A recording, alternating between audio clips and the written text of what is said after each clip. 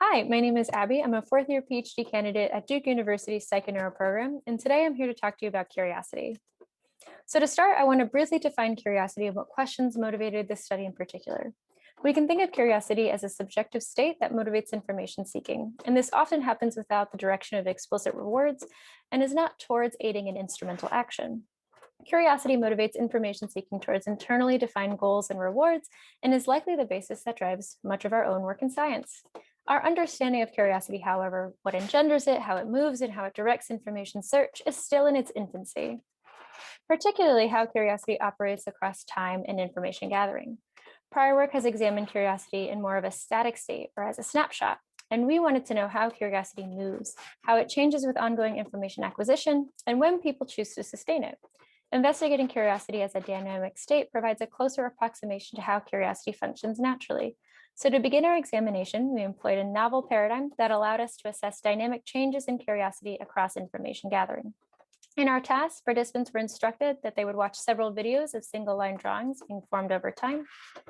Each trial started with a blank screen, and as time moved forward, the drawing would slowly start to reveal itself. Participants were also told that periodically and randomly throughout each video, there would be pauses where the video would stop playing, and participants were instructed to answer a few questions before resuming the video.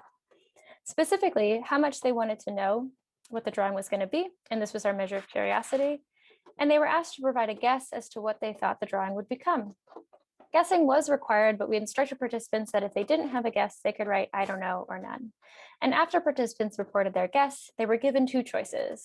They could either continue watching the current video as is, or stop watching the current video and move to the next trial.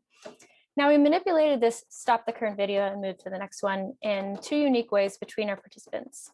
In our advance to the next condition, if participants chose to stop early, they would receive no more information about the drawing. It would look as it does right now, and they would just move on to the next trial. In the skip to the end condition, if participants chose this option, they would see the drawing revealed all at once before moving on to the next video. So in this condition, you didn't have to wait if you didn't want to see the final image. You could just cut to the end. And if participants selected continue watching, they resumed the video.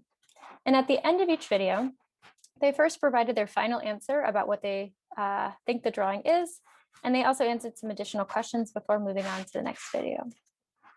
So now I'm going to take you through the main analysis that we included in our poster. So first, we wanted to examine how curiosity moves across time. And we wanted to see whether these dynamics were sensitive to changes in the participants' evolving understanding of the drawing. We then wanted to understand if and how curiosity influenced information seeking choices.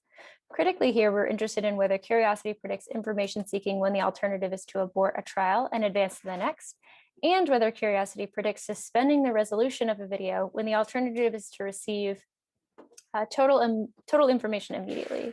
And I'll preface here that these are just the highlights from our analyses. I'd be happy to continue diving deeper into what we've investigated during my poster session on Sunday morning.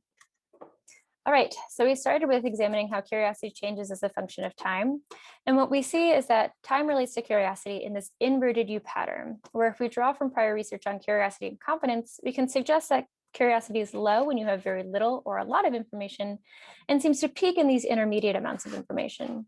We took this a step further to examine how this relationship interacts with the participant's understanding of the information. So if they've reached a conclusion of what the drawing was, and we found that having reached an understanding of what the drawing would become modulated the effects of time, such that if you still didn't know, curiosity tracked with time more linearly and was generally higher. Whereas if you'd reached an understanding, curiosity plateaued and started to decline with time. Moving on, we wanted to investigate how our subjective measure of curiosity mapped onto choices to seek information. Here we examined whether curiosity decreased the likelihood that a participant would end a video early. And just to give you a general sense, across participants, videos were stopped early about 40% of the time. All right, and when we compare the relationship between curiosity and stopping early in our advance to the next condition, where participants aborted the trial without seeing the full drawing, we see that curiosity indeed decreases the likelihood that a participant will stop. In other words, curiosity increases the likelihood of continued information seeking. And when we look at if curiosity predicted continuation when the alternative was to receive immediate resolution, we see that even in this condition, curiosity still decreases the likelihood of stopping the video early, indicating that curiosity is associated with sustaining uncertainty over immediate resolution. This result provides new evidence that curiosity is not simply a product of an aversion to temporally prolonged uncertainty, but that there might be some value in suspending resolution itself. So to conclude, curiosity moves. It first grows and then starts to fall with time, and this is modulated by subjective informational state.